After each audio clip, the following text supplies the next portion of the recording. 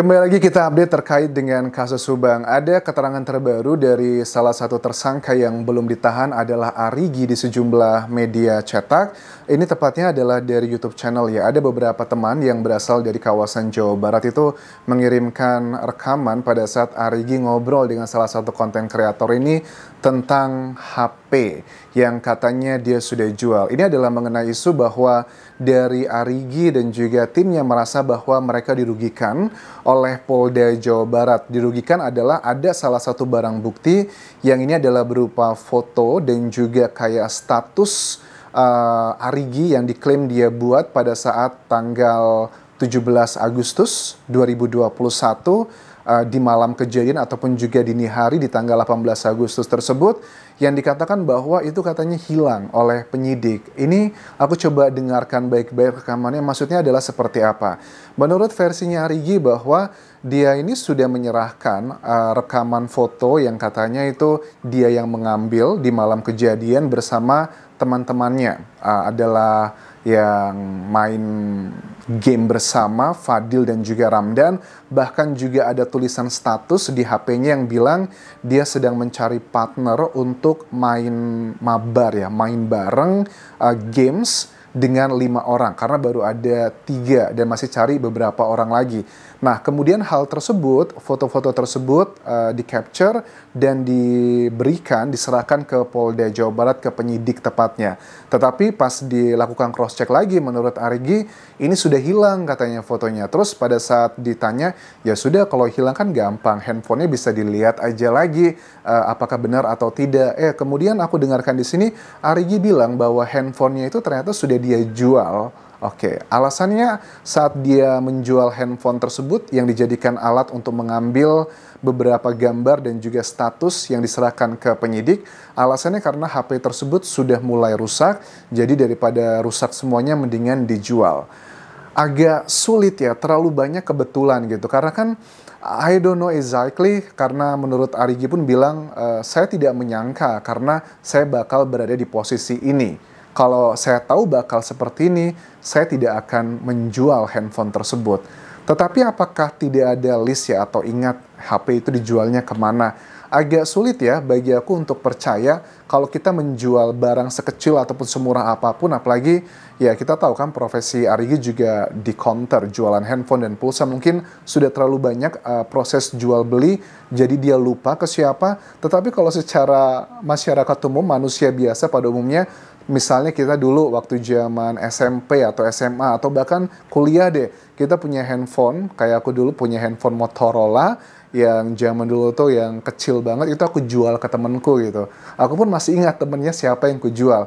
Ataupun juga beberapa barang kecil yang aku jual ke seseorang pun juga masih ingat. Tapi mungkin kan kita nggak bisa menyamaratakan. Semua orang kan punya daya ingat yang berbeda-beda. Tetapi apakah menurut kalian statement dari Arigi ini cukup masuk akal ataukah hanya sekedar alibi saja?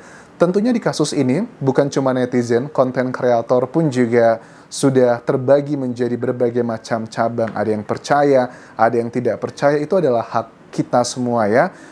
Walaupun kita mengklaim bahwa oh tidak, saya tidak membela siapapun, saya hanya mengungkapkan fakta, kebenaran atau bla bla bla, tetapi kan action speaks louder than words. Cuman yang mau aku sampaikan buat teman-teman konten kreator adalah kita harus belajar dari kasusnya Danu ya. Maksudnya kan kita tahu waktu dulu Danu itu begitu diagung-agungkan oleh sejumlah, aku nilai adalah mayoritas ya, mayoritas dari konten kreator. I'm so sorry, no offense ya, buat teman-teman yang ada di Jawa Barat.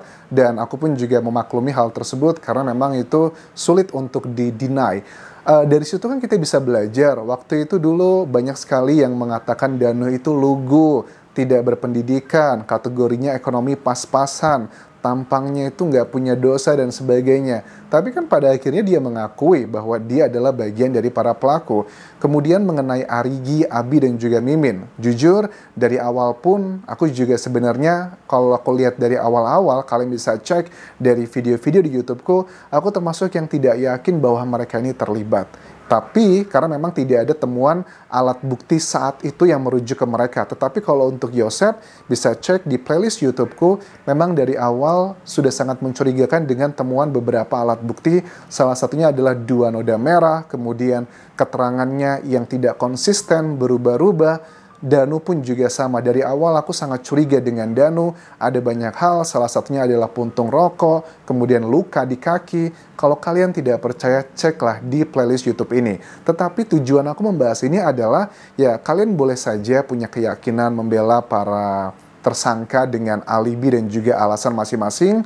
Tetapi coba dihindari untuk tidak menggunakan faktor subjektif seperti itu. Ya, ada plus dan negatifnya. Keyakinan itu adalah satu hal yang nggak bisa kita paksakan. Tetapi ingat, hanya keyakinan hakim itu nanti yang akan bisa menjadi pertimbangan dalam persidangan.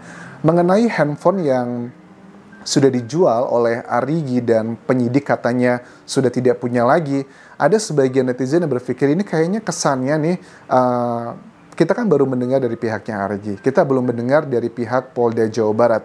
Apakah benar bahwa Arigi sudah menyerahkan foto tersebut dan juga capturean statusnya? Adakah bukti serah terimanya ada atau tidak? Karena setahu aku dalam penyerahan barang bukti ya, dalam semua kasus itu pasti bakal ada kayak serah terima berkasnya. Adakah serah terima berkas tersebut? Kalaupun memang ada, ya berarti memang ini keteledoran dari tim penyidik dari Polda Jawa Barat. Bagaimana mungkin kok bisa hilang? Katanya itu dimasukkan ke flash disk dan sebagainya. Tapi please correct me if I'm wrong. Kita belajar dari beberapa kasus. Ada salah satu keterangan dari Hotman Paris ya waktu di kasus cyanida itu ya, bahwa CCTV itu kan kalau aku lihat juga di undang-undang kayak CCTV atau handphone itu kita tidak boleh mengcopy. Bahkan di kasus Sambo pun juga sama. Kita harus mendapatkan sumber aslinya, bukan hanya kopian, bukan hanya sekedar yang dipindahkan dari satu foto ke foto lainnya, karena itu harus yang aslinya.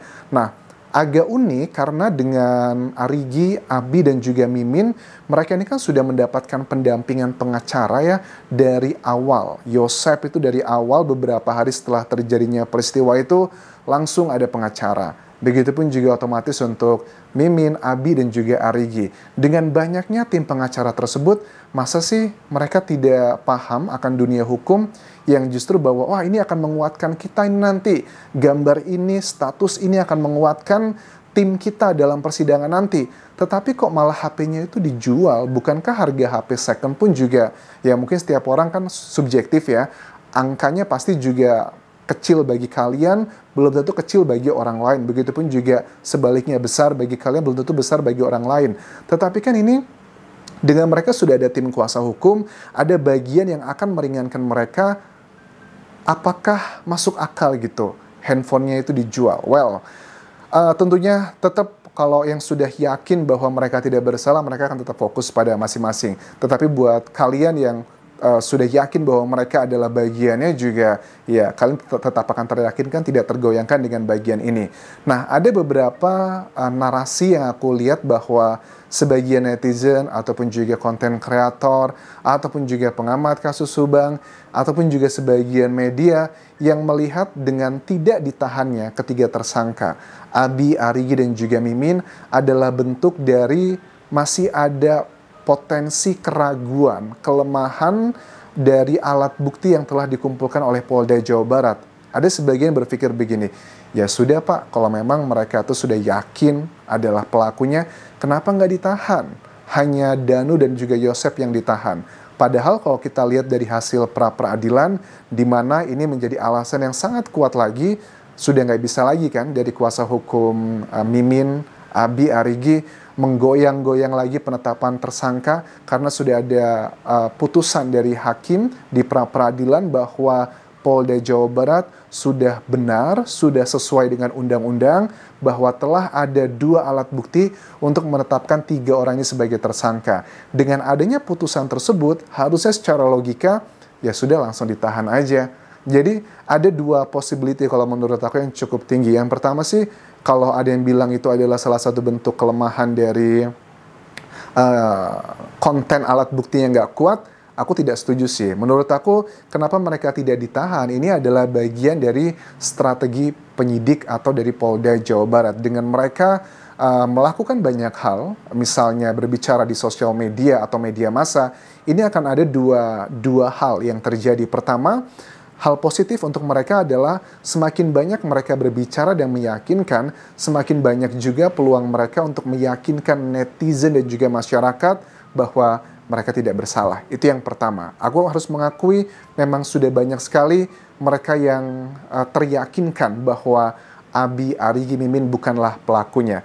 Sisi positifnya untuk Polda Jawa Barat adalah dengan mereka berbicara di media massa, itu banyak sekali hal-hal yang justru akan memberikan petunjuk untuk Polda Jawa Barat. Misalnya, kalau dari segi mengenai handphone ini yang kita bahas hari ini, Polda Jawa Barat kan belum memberikan keterangan. Akan dicek beneran nggak sih apakah barang bukti tersebut telah diserahkan atau tidak. Coba dicek pada saat nota penyerahan, apakah ada barang bukti yang disebutkan Arigi telah diserahkan. Itu yang pertama.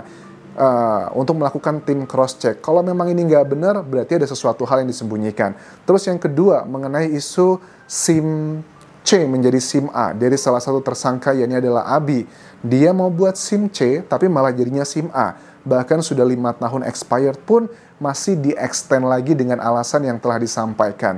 Dan masih ada beberapa hal lagi kalau aku lihat adalah bagian-bagian yang justru ini memberikan petunjuk. Bahkan kan dari Dirkrimum Polda Jawa Barat, Kombes Pol Surawan pada saat diwawancara di media Tribun pun juga sama ya. Dengan mereka tidak ditahan tuh ada banyak hal-hal yang, oh ini kayak puzzle-puzzle yang sudah mulai tersusun satu sama lainnya. Sekali lagi, kalau ngomongin masalah lugu, dari para tersangka, Danu itu adalah orang yang paling lugu, orang yang paling tidak punya motif, orang yang paling tidak mungkin melakukan hal tersebut. Tetapi ternyata dia mengakui dia adalah bagian dari pelaku pembunuhan Ibu Tuti dan juga Amel yang terjadi di 18 Agustus 2021. Terserah kalian mau pro dan kontra, tetapi waktu akan menjawab semuanya. Pesanku adalah apapun kepercayaan dan keyakinan kalian, ingatlah dengan pelajaran dari kasus Danu. Kita bisa melihat dari jejak digital itu tidak bisa dibohongi. Terima kasih sudah menonton. Sampai jumpa.